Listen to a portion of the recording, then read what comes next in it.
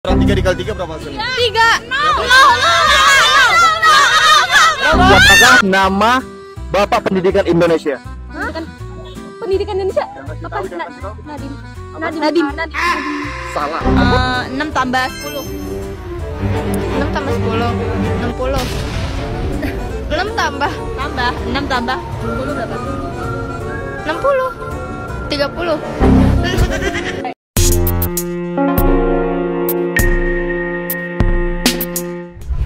Mungkin buat sebagian orang kumpulan video tadi lucu, tapi kenyataannya itu mencerminkan betapa rendahnya kemampuan literasi dan pengetahuan anak Indonesia.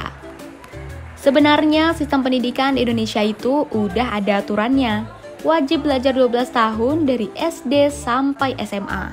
Bahkan anggaran pendidikan tiap tahun angkanya selalu naik. Tahun 2025 aja total anggarannya mencapai 724 triliun rupiah. Pemerintah juga sudah menyiapkan fasilitas agar anak Indonesia bisa mendapat pendidikan yang layak. Salah satunya Kartu Indonesia Pintar. Tapi masih banyak anak Indonesia yang putus sekolah. Rata-rata lama sekolah di 5 provinsi tertinggi saja masih di bawah 12 tahun. DKI Jakarta dengan peringkat tertinggi rata-rata lama warganya menempuh pendidikan hanya 11,45 tahun. Tapi permasalahannya nggak sampai di situ aja. Masih banyak anak Indonesia yang belum bisa baca dengan lancar. Seperti yang terjadi di Bali, dari 34.000 lebih siswa SMP, ada 155 siswa yang dinyatakan nggak bisa membaca sama sekali. Sementara 208 lainnya masih terbata-bata.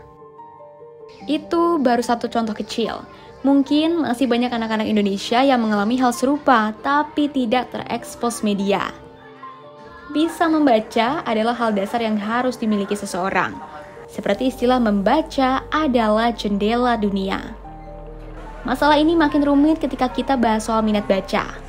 Menurut data dari UNESCO, dari 1.000 orang Indonesia, hanya 1 orang yang benar-benar punya kebiasaan membaca. Gak heran kalau indeks minat baca kita dinilai sangat rendah, yaitu hanya 0,001%. Rendahnya minat baca berpengaruh terhadap tingkat literasi atau pemahaman seseorang akan hal yang ia baca. Gimana mau mengerti apa yang dibaca kalau baca aja nggak bisa? Program for International Student Assessment atau PISA tahun 2022 menilai skor literasi Indonesia hanya 359 poin. Jauh tertinggal dibandingkan negara tetangga seperti Malaysia, Vietnam, apalagi Singapura yang tembus 543 poin. Selain itu, berdasarkan Asesmen Nasional Berbasis Komputer atau ANBK tahun 2022, hanya 55% siswa kelas 6 SD yang mencapai tingkat literasi minimum. Akses terhadap buku dan fasilitas membaca juga masih jadi tantangan besar. Hanya sekitar 28% sekolah di Indonesia yang memiliki perpustakaan yang layak. Di banyak daerah, khususnya di luar Jawa, sekolah bahkan tidak punya ruang baca yang memadai. Padahal menurut Undang-Undang Nomor 43 Tahun 2007 tentang perpustakaan, setiap sekolah wajib punya perpustakaan. Belum lagi soal ketimpangan wilayah. Anak-anak di daerah terpencil punya akses yang jauh lebih terbatas, baik itu terhadap bahan bacaan, internet, maupun tenaga pendidik yang kompeten. Akibatnya, kesenjangan literasi antara anak di kota besar dan di pelosok desa pun makin lebar.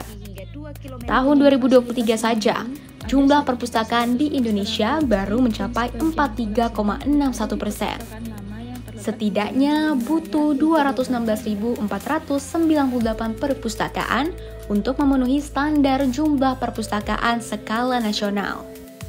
Koleksi perpustakaan Indonesia juga masih jauh di bawah standar.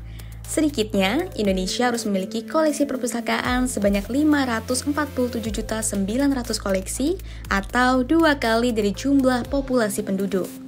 Tapi saat ini koleksi yang dimiliki baru mencapai 32,03%. Di sisi lain, guru bahasa Indonesia yang seharusnya jadi ujung tombak pengembangan literasi di sekolah juga masih menghadapi banyak keterbatasan. Banyak guru belum menerapkan metode yang efektif untuk menumbuhkan minat dan kemampuan baca siswa. apalagi mendorong mereka untuk berpikir kritis lewat bacaan. Dicoba dulu. Hal lain yang juga merupakan penyebab itu semua adalah pemahaman guru akan tujuan pembelajaran yang seharusnya menjadi referensi utama ketika mengajar. Referensi utama ketika mengajar itu bukan materi ajar, tetapi tujuannya. Jadi tujuan utamanya apa? Bahwa literasi itu bukan kejar-kejaran materi ajar, tetapi bagaimana membuat anak memahami apa yang dibaca. Dia bisa menuturkan kembali apa yang dibaca. Itu harus bisa dipastikan seluruh anak bisa. Tidak boleh berasumsi guru bahwa semua anak sudah bisa. Tidak boleh berasumsi. Harus berbasis data.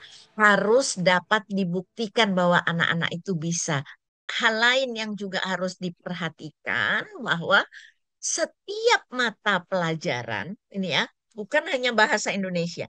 Setiap mata pelajaran adalah jembat untuk mengembangkan literasi dan numerasi tentunya. Kenapa? Karena setiap pelajaran adalah memaparkan informasi. Sementara itu, setiap dukungan keluarga berpotensi menambah skor literasi siswa sebanyak 33 hingga 39 poin. Sayangnya, nggak semua orang tua punya waktu atau akses untuk mendampingi anak membaca di rumah. Tidak akan ada negara yang kompetitif di dunia ini bila tidak didukung dengan budaya literasi yang berkualitas. Merebaknya kebodohan, meluasnya angka kemiskinan, tingginya angka kriminalitas, dan rentannya sikap bijak dalam menyikapi informasi menjadi dampak serius akibat rendahnya literasi suatu bangsa. Literasi bukanlah sebatas kegiatan membaca atau melek huruf. Tapi lebih dari itu, literasi mencerminkan kedewasaan dalam memahami kenyataan dan keberanian untuk memilih solusi, bukan sensasi.